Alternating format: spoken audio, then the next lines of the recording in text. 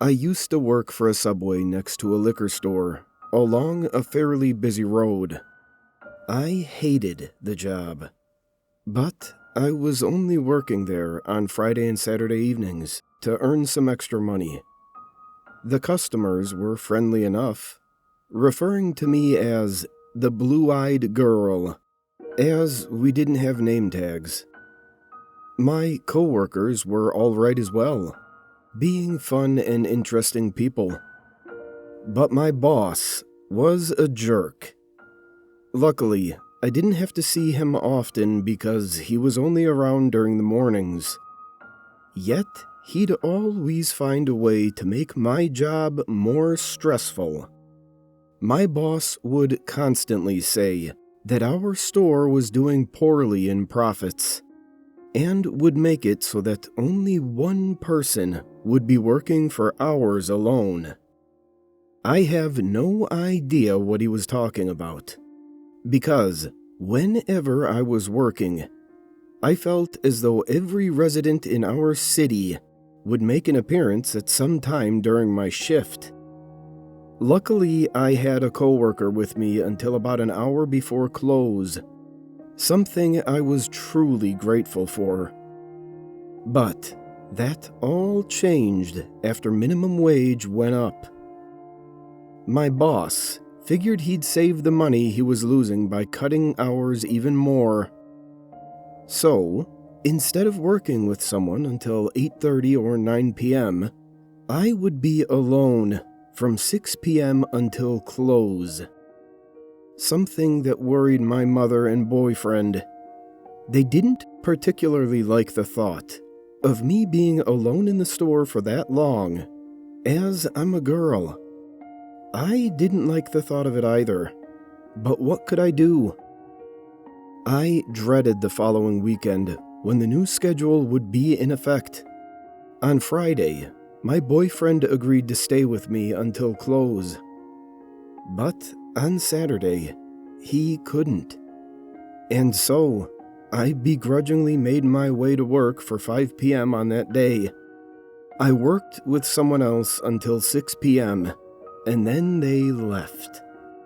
I was now in the store alone. I was hoping it'd be dead in the store, since a football game was on that night. And this proved to be true. Not many people came in. So with the spare time, I started cleaning things early, as I knew it would take a lot longer to get everything done without anyone else helping me. And I'd bring many empty containers to the back room to wash them, returning to the front whenever I would hear the door alarm go off, signaling that a customer had just walked in. This went on for a couple of hours, and I hated every moment of it. I was in the back around 9 p.m., trying to finish washing some things, when I heard the door alarm go off.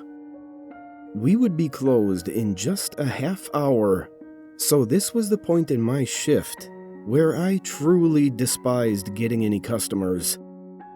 I finished rinsing the bowl I was washing, and then reached for a paper towel, walking to the front to greet my unwanted customer.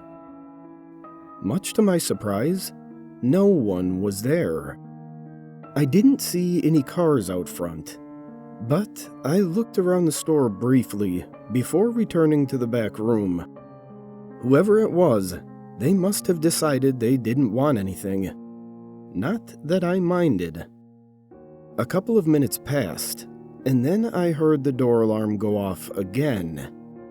I briskly walked to the front, expecting a customer to be standing there, looking at the menu. But when I got there, I didn't see anyone standing there, ready to order. Instead, I found a man sitting on the far end of the store, at the back table.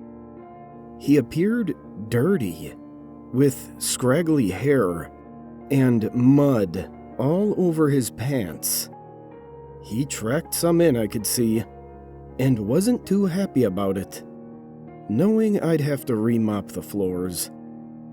Despite my irritation, I greeted the man. "Hello, sir. Are you waiting on someone, or wanting a minute to look over the menu?" He kept looking back and forth, from wall to wall, and occasionally out the window. He almost appeared disoriented, but would look at his phone every once in a while, as though he were expecting a message from someone. He was fiddling with something in his pocket, but wouldn't take it out. Most importantly, he didn't respond to my question, and I was getting pretty annoyed. "Well, we'll be closing in 20 minutes, sir. Please keep that in mind." Again, he didn't respond, just kept looking everywhere and anywhere but toward me. With an irritated sigh, I walked to the back room and began preparing the mop bucket, filling it with water and floor cleaner. This probably took about 2 minutes. Once it was ready, I wheeled it towards the front and quickly noticed that the man wasn't there anymore. He couldn't have left the store, however. I would have heard the door alarm go off if it had been opened. I grabbed my mop and looked toward the ground, where I noticed the set of muddy footprints leading towards the bathroom door. Great. I'll have to mop the bathroom again, too. I began mopping the trail leading towards the table where the man had sat, and then all the way toward the bathroom door. As I finished cleaning the floor, directly in front of the door, I heard the faint, muffled cries of someone on the other side. I leaned in until my ear was almost against the door itself and listened silently. I could hear quiet sobs mixed with some words like, "No," and "I can't." What on earth was going on in there? I took a step back as quietly as I could, and then was surprised by the sound of the door being unlocked. I immediately jumped away with mop in hand, and was a good 10 feet away when the door opened. The man emerged, and stood there for a couple of moments when he saw me standing there. Then, for the first time, he looked me straight in the eye.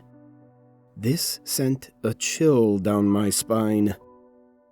I held onto the mop nervously, almost defensively. His stare was blank, and yet somehow sorrowful. He didn't say anything, and quickly walked out the front entrance, setting off the door alarm. I turned and saw him make his way down the road, never looking back. I took a breath, loosening my grip on the mop, and looked back towards the bathroom door. I reached for the handle and slowly opened the door, quickly peering around inside before actually entering. When I walked inside, I found a giant muddy mess all over the floor, as though the man had been walking in circles in there. I sighed and quickly mopped up the filth, and turned to leave, when I noticed the garbage can lid was on the ground beside it. I reached for it, bending over the can itself in order to retrieve it, when I happened to notice something shining inside.